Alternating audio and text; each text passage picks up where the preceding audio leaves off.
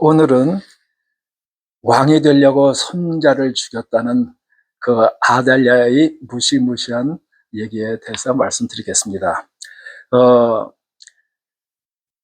이스라엘에서 왕을 만들어 달라고 해서 사울 왕, 그 다음에 폐위되고 다윗 왕, 그리고 솔로몬 왕이 성전 건축을 하였습니다. 그러나 솔로몬 왕이 노년에 하나님을 배반하고 죄를 지어서 이스라엘 나라가 북이스라엘 왕국과 남유다 왕국으로 나누어지게 됩니다.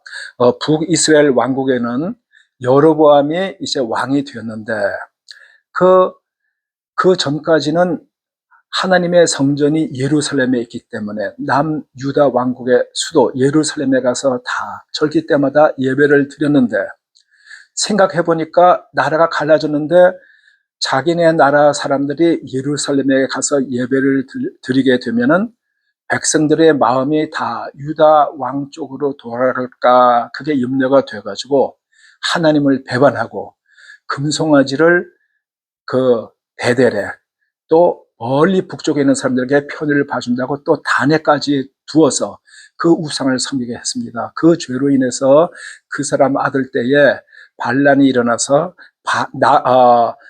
그 아들 나답 때에 바사가 왕이 됐어요. 그런데 이 바사도 그 예루살렘 성전에 가서 예배를 드리면 백성들의 마음에 돌아설까봐 여러 번과 똑같이 우상 숭배를 하였습니다. 그래서 또 그 사람의 아들 엘라 때에 시므리란 장군이, 그러니까 그 나라 병거의 절반은 맡은 그 장군이 반란 일으켜서 왕을 죽이고 자기가 왕이 됐어요.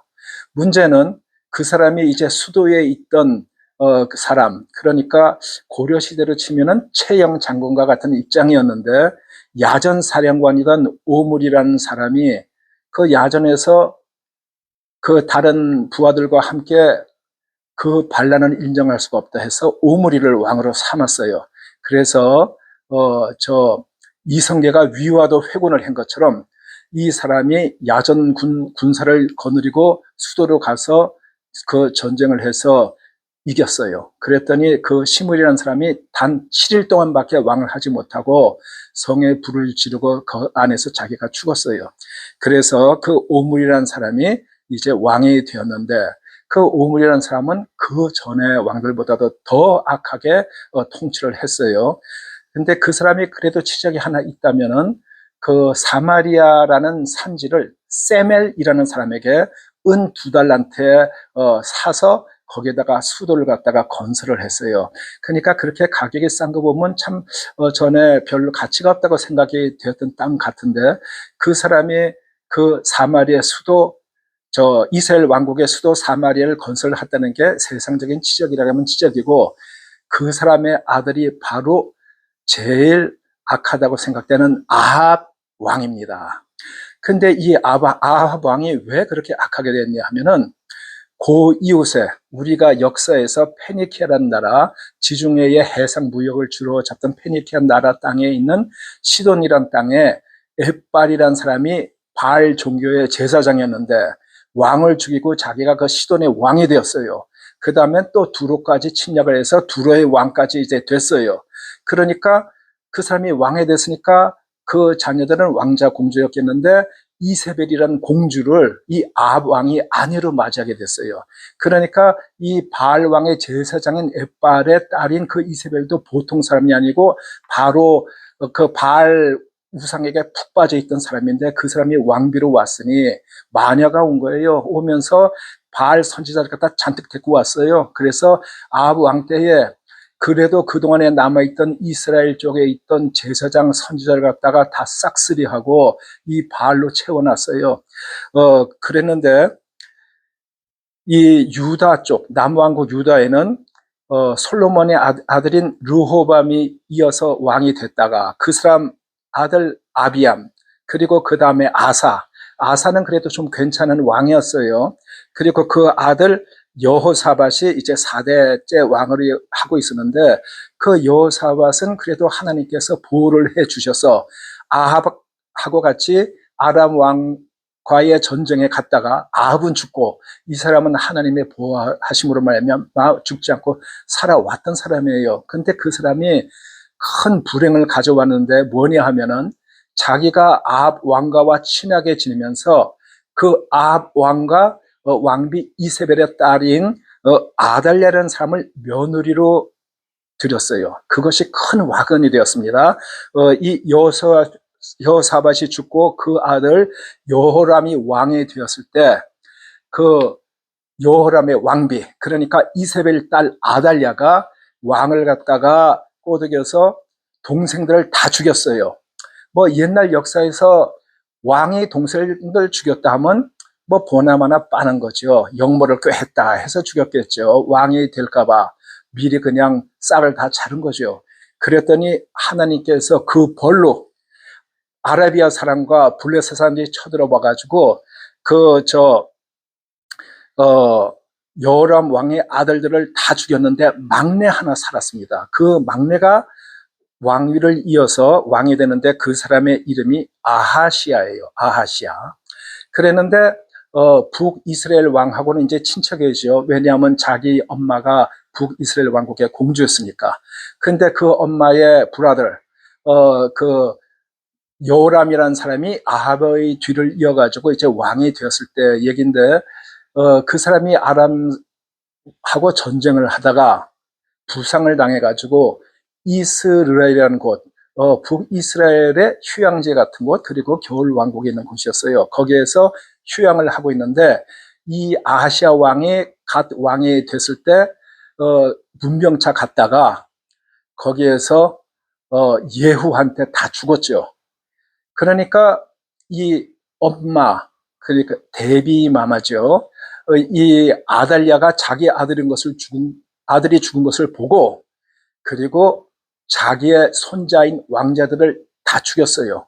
그리고 자기가 왕으로, 공식적인 왕이 되려고. 그래서 아달랴가 6년 동안 왕으로 통치를 하고 있었는데, 그 중에서 한 살밖에 안 된 요아스라는 왕자를 그 공주, 그러니까 아하시아 왕의 누이가 되고, 그리고 여호람과 또 아달랴의 딸인 공주 여호세바라는 사람이 왕자하고 유모를 자기 침실에 숨겼다가 그 다음에 성전에서 6년 동안 몰래 키웠어요.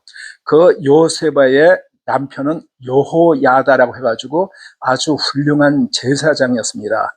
그래서 이제 그 한 살 된 애를 갖다가 6년 동안 키워서 이제 7살이 됐을 때, 그리고 아달랴는 자기 손자들 다 죽이고 요아스라는 애가 살았다는 건 몰랐죠. 그리고 6년 동안 통치를 할 그때에 그 7번째 되던 해에 여호야다, 그러니까 그 여호세바의 남편 여호야다가 백부장들을 불러가지고, 백부장이라고 하면 이제 100명의 군사를 거느린, 뭐 지금으로 치면은 뭐 한 소령이나 대위나 이렇게 그 당시로 치면 뭐 한 중대장 정도 좀 됐을 거예요. 그런 사람들을 불러서 성전으로 몰래 들어가서 그 앞에서 맹세를 하게 하고 누설하지 않기로, 그리고 그 다음에 왕자를 딱 보여준 거예요. 왕자가 살아있다. 그래서 뭐라고 했냐면, 안식일에 들어온 너희 중 3분의 1은 왕궁을 지키고, 그러니까 아무도 자기들이 거사를 일으킨 것을 방해하지 않게, 그 다음에 3분의 1은 수루를 지키고, 수루가 무엇이냐 하면 성문 이름이에요. 그 성문은 어떤 의미가 있냐 하면은 외부로부터 오는 군대를 차단을 시키기 위해 가지고 그것을 또 지키라고 한 거예요. 그리고 또 3분의 1은 호위대 뒤에 있는 문에, 거기에서 또 왕궁 쪽에서 오는 것을 지키고 해가지고 그 세 부대로 나눠서 이제 지켰어요. 그렇게 하라고 그래서.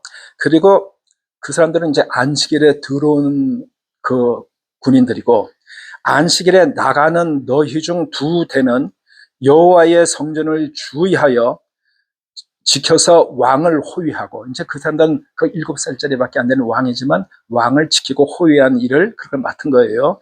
그리고 무기를 들고 왕위를 호위하면서 대열을 침범하는 자는 죽이고, 그러니까 자기네들이 딱 서서 시위하고 할 때 그것을 갖다 뚫고 들어오려고 하는 사람, 그것을 방해하는 자는 다 즉시 처형하라는 그런 명령을 내린 거예요. 그리고 왕이 출입할 때, 들어올 때, 나갈 때 다 거기에 지켜보아여서 서 있는 그런 역할을 했어요. 그래가지고 백부장들이 이제 그 계획대로 안식일에 들어오는 자, 안식일에 나가는 자를 다 데리고 와서 여호야다에 오니까 여호야다 제사장이 성전에 있던 다윗 왕의 창과 방패를 다 나눠줘가지고 호위병이 각각 손에 무기를 들고서 딱 이제 도열을 한 거예요. 성전 오른쪽에서부터 왼쪽까지 제단과 성전 곁에 서서 그때 이제 여호야다 제사장이 왕자를 인도하고 왕관을 씌우고 율법책을 주고 기름을 부어서 왕으로 삼으니까 거기에 모여있던 무리가 박수를 치며 만세, 만세를 불렀어요.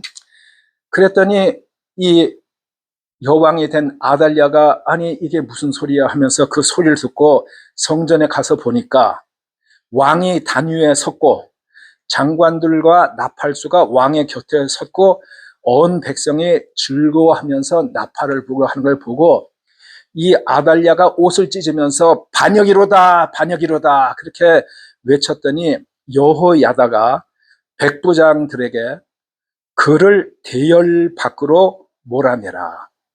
따르는 자는 모두 죽이라. 그러니까 그 아달랴를 대열 밖으로 몰아내고 따르는 자는 모두 죽이라.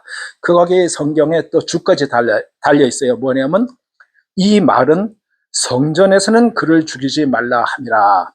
그래서 이에 길을 열어주니까 그 아달랴가 이제 나가가지고 왕궁의 말이 다니는 길, 그 말이 왕궁으로 이제 말이 달리는 그 길로 자기가 왕궁으로 급히 가겠지요. 그러다가 거기에서 죽임을 당했다. 그런 얘기입니다. 그러면은 그게 이제 일단 아달랴는 죽게 되고 그 다음에 여호야다가 왕과 백성에게 여호와 언약을 맺어 여호와의 백성이 되고 하고 이게 무슨 소리냐 하면은 그 전에 하나님을 섬기다가 남북으로 갈라져서 그 금송아리를 섬겼으니까 하나님을 배반했지만 그래도 그 당시에는 그래도 전에 흔적이 남아 있고 이제 병행을 하게 되는데 문제는 아합 왕이 그 왕들을 데리고 온 이세벨이 오면서 그냥 하나님 믿는 사람을 싹쓸이를 하고 바알로 도배를 해서 이제 이 백성들이 불신자와 같이 되었는데 거기서 다시 하나님과의 언약을 상기시키고 하나님의 백성이 되게 하고 그리고 또 왕과 백성 사이에 언약을 갖다가 다시 세우게 하고 옛날대로 다시 이제 정비를 한 거예요. 그랬더니 온 백성들이 바알의 산당으로 가서 그 산당을 허물고 제단, 우상들을 철저히 깨뜨리고 그 제단 앞에서 바알의 제사장 맏단을 죽이니라. 그러니까 우리는 하나님만을 섬기고 바알을 섬기지 않겠다. 이제 그런 뜻이에요. 그리고 제사장이 관리들을 세워가지고 여호와의 성전을 지키게 하고 백성들과 호위병들과 온 백성들을 거느리고 왕을 인도하여 여호와의 성전에서 성전에서 이제 내려와서 이제 궁궐로 가야죠. 호위병의 문길을 통하여 아까 거기에 3분의 1이 이제 그 들어온 사람들 그 군대들이 지키고 있던 그 호위 문길을 통해서 왕궁의 이름에 이제 성전에서 왕궁으로 갔어요. 그가 왕의 왕좌에 앉으니 그러니까 7살짜리 요아스란 얘기예요. 왕좌에 앉으니 온 백성이 즐거워하고 온 성이 평온하더라. 요아스가 왕이 될 때의 나이가 7세였더라. 7살짜리 아이가 뭘 알겠어요. 그 여호야다 또 그 아내 여호세바가 아이를 숨어서 키운 거, 1살 된 아이를 구해서 6년 동안 키웠다가 왕이 되게 한 거예요. 그래서 여호야다가 섭정이라고 하겠죠. 돌봐줄 때는 하나님을 잘 섬기고 아무 일이 없었어요. 여호야다가 그 당시가 뭐 한 100살 정도 가까이 됐을 거로 생각이 돼요. 근데 130세에 죽었습니다. 늙어서. 다윗 왕이 70세에 죽었고 솔로몬이 80세에 죽었습니다. 여호야다가 130세까지 살았던 거는 그 당시로는 무지하게 장수했어요. 그거는 애굽에 내려가기 전에 사람들은 오래 살았고, 내려가서도 뭐 모세 아론 때까지는 좀 그래도 오래 살았는데 그 이후에는 수명이 많이 단축이 됐어요. 그랬는데 이 사람은 130세까지 참 오래 사는 거예요. 이 사람이 훌륭하게 하나님의 나라를 지켰기 때문에 죽은 다음에 그 백성들이 어디에다 장사를 했냐면 열왕의 묘실, 그러니까 열 왕들이 죽으면 죽는 묘지에다가 여호야들, 그러니까 왕 취급을 해서 저 장사를 한 거예요. 그랬는데 그 백성이 이 여호야다가 죽고 난 다음에 저 요아스 왕한테 와가지고 설득을 해서 둘 다 뭐 마음이 맞았겠죠. 아세라 신을 또 섬기게 됐어요. 우상 금하게 된 거. 그랬더니 그걸 이제 많은 하나님께서 선지자들을 보내서 그러면 안 된다고 경고를 했는데 말을 안 듣다가 여호야다의 아들 스가랴라는 사람이 이러면 안 됩니다. 하나님 배반하지 말고 우상 섬기지 말고 하나님을 섬겨야 된다고 했더니 백성들이 또 그 뭐라고 하고 왕이 또 명령을 내리고 해가지고 그 성전과 제단 거기에서 죽였어요. 그러니까 이 요아스 왕으로 치면은 자기는 당연히 죽을 걸 한 살 때 몰래 빼내가지고, 그리고 6년 동안 숨겨가지고, 그리고 다윗 왕의 그 혈통을 잃게 하나 남은 아이 왕으로 삼게 해준 사람이 여야다와 여셰바인데 그 사람의 아들이 하나님 배반하지 말라는 말 했다는 이유로 죽였어요. 그래서 요아스도 벌을 받아가지고 아람이랑 전쟁하다 부상을 당하고 또 부하들이 그 왕을 죽였어요. 그래가지고 왕의 묘실에 묻히지 못하고 그리고 그냥 다윗성에 장사되고 말았습니다. 자, 여기에서 우리들이 뭐 느낄 일들이 많이 있습니다. 뭐냐면은 첫째, 위기의 순간에도 하나님은 역사하신다는 것을 알 수 있습니다. 아합의 딸 아달랴가 유다 왕가를 몰살하고 스스로 왕위에 오르는 그런 위기 상황이지만 여기에서 우리가 그냥 생각하면은 아달랴가 권력의 탐욕 때문에 그 자기의 손자들을 다 죽이고 왕이 됐다고도 볼 수 있지만 영적으로 치면은 하나님께서 다윗 왕에게 자기를 갖다가 정말로 믿음으로 잘 섬긴 충성스러운 다윗 왕에게 너희의 자손이 왕위를 이어서 하겠다고 하는 그 말씀을 끊어버리게 와가지고 아들 하나 남은 걸, 그러니까 그 아시아 왕도 자기 형들 다 죽고 막내 자기 하나 삼아서 하나가 간신히 왕이 됐는데 아시아도 그 아들들을 갖다가 할머니 아들네가 다 죽이고 지금 요아스가 하나 남은 걸 갖다가 그 여호야다가 생명을 걸고 지켜가지고 그렇게 왕 자리가 끊이지 않게 이어지게 했습니다. 그 여기에서 우리가 그런 위기 상황에서도 하나님께서 어떻게 약속을 지키시는지, 그리고 하나님의 사람이 어떻게 쓰임을 받는지를 우리가 볼 수가 있습니다. 그리고 인간의 악함과, 두 번째, 인간의 악함과 하나님의 인내를 볼 수가 있습니다. 뭐냐 하면은 아달랴가 그의 아들 아시아가 죽은 것을 보고 일어나서 왕의 자손, 그러니까 자기의 손자들을 다 죽였다는 얘기예요. 아달랴는 아합과 이세벨의 딸로 우상 숭배와 피해 정치를 계승하고, 그러니까 단지 권력뿐 아니라 영적으로 볼 때 하나님의 말씀을 갖다가 이루지 못하게 하려는 그 사탄의 계략이 그 속에 다 들어가 있는 거예요. 그 사탄의 역사를 해가지고 위기를 만들었지만 그리고 자신의 권력을 위해서 하나님의 언약의 계보, 그러니까 다윗의 후손을 끊으려고 했지만 요람의 딸 여세바, 공주 여세바가 요아스를 몰래 숨겨가지고, 여기에서 보면은 하나님의 구원의 실마리는 사람의 작은 순종에서부터 시작된다, 이것을 알 수가 있습니다. 세 번째로, 하나님의 약속은 사람의 손에 의해 좌우되지 않는다. 하나님의 예언이나 하나님의 역사하시는 일은 사람들이 아무리 그것을 폐하려고 해도 그것이 이적적으로, 기적적으로 말미암아 끊어지지 않고 계속된다는 말씀입니다. 뭐냐면 다윗의 언약을 기억한 신실한 제사장인 여호야다. 여호야다는 다윗의 계보가 이어진다는 것을 그것을 기억하고 있는데 다 죽게 생겼지만 요아스를 갖다가 숨겼다가 밖으로 이제 드러내면서 백성과 군대를 조직해가지고 그때 참 침착하게 계획을 세워서 거사가 실패하지 않냐고 성립될 수 있도록 그렇게 조심스럽게 일을 했는데 여기서 보듯이 하나님의 일은 정치적인 힘보다는 영적인 분별력과 용기로 다윗 왕과의 언약을 그렇게 지켜졌다는 것을 볼 수가 있습니다. 그 다음에 네 번째로 악은 심판받고 하나님의 백성은 회복된다는 것을 볼 수 있습니다. 아달랴는 죽임을 당하고 백성은 기뻐하며 바알의 신당을 허물고 하나님께로 돌아오는 것을 우리가 봤습니다.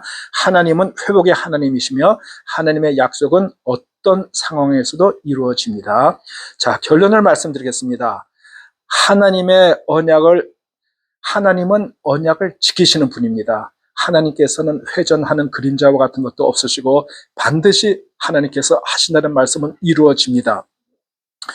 아달랴의 권세는 강력해 보였지만 우리가 지금 세상에서도 그 북한이라든가 이런 데 보면 그 정권이 강력해 보이고 기독교인은 한 명도 남지 않고 다 죽을 듯이 그렇게 보이지만 그러나 그 모든 것이 아무리 강하고 길게 가는 것 같이 보여도 하나님 앞에서는 잠깐이고 사람한테서는 참기 힘들 정도로 길 수도 있습니다. 사람의 인내는 한계가 있고 그리고 요아스가 7살에 왕이 되는 말은 불가능해 보이지만 그게 세상적으로 불가능하죠. 어떻게 한 살짜리 아기가 7살이 돼서 왕이 돼서 그 계보를 계속 이어갔을까? 그 참 불가능한 것 같지만 그것을 하나님의 섭리 안에서는 다 가능한 일입니다.